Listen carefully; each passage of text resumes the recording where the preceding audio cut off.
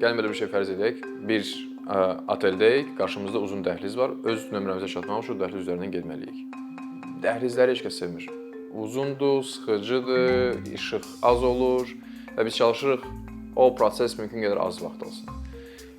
Bu nöqtədə memar nə edə bilər? O düzgün rənglərdən, deyək, qırmızı rəngdən istifadə edərək bizi həmin rənglə ünsiyyətə girdiyimizdə, vizual ünsiyyətə girdiyimizdə addımımızı tezləşdirməyə şövq edə bilər. Necə işləyəcək? Qırmızı rəngi görürük, ürək döyüntümüz tezləşir. Biz addımımızı, biraz ritmimizi daha tez atmağa başlayırıq və nəticə etibarilə 10 metrə olan bir dəhliz bizə daha qısa təsəvvür yaradır.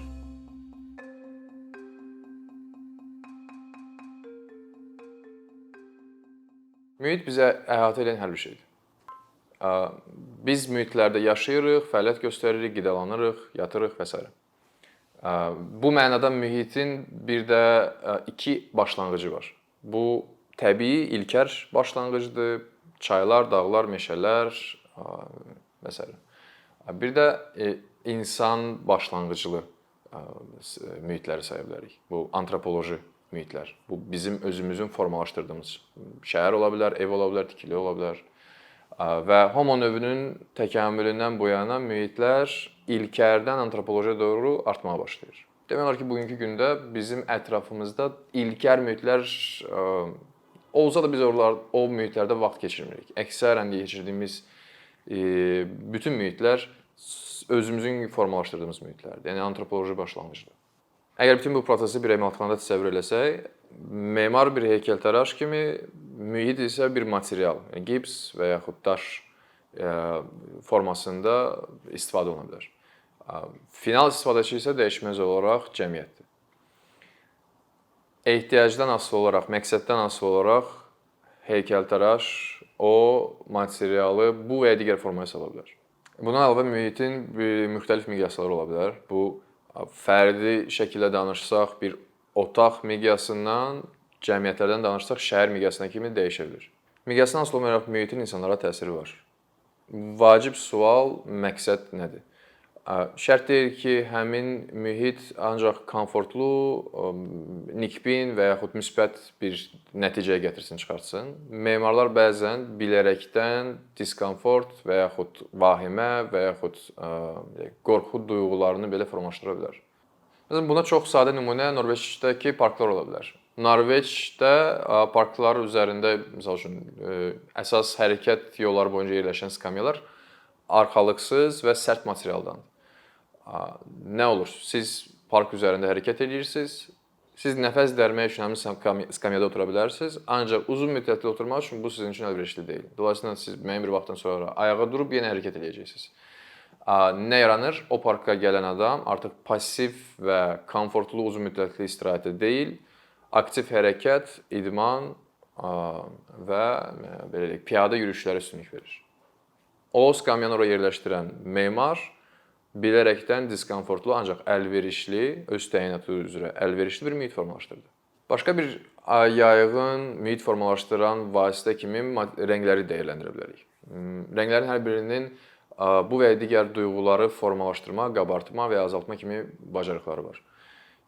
Misal üçün, mavi rəng insanlarda güvən və inam duyğusunu gücləndirə bilir. Bunu biz çox sadə şəkildə sosial şəbəkələrin loqolarında, brendbooklarında görə bilirik. Facebook, Vkontakte, Twitter, hamısı o mənada öz məqsədlərinə nail olurlar.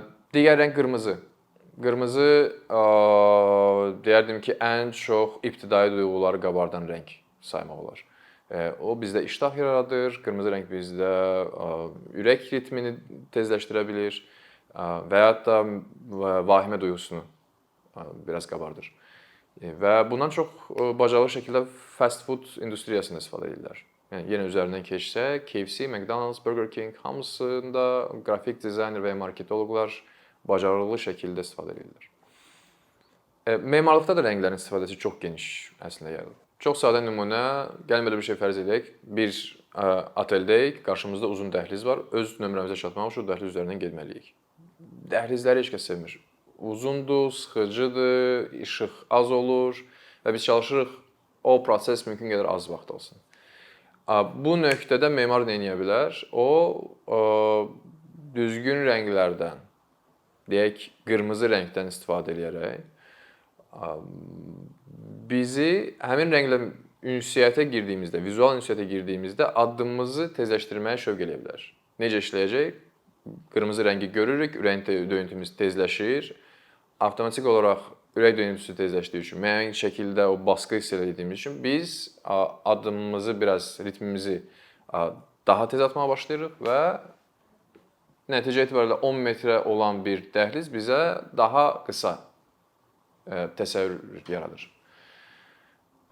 Evlər ayrı aralıqda fərdlərə təsir etdiyi kimi də geniş miqyasda şəhərlər də icma və ya cəmiyyətlərə təsir edir.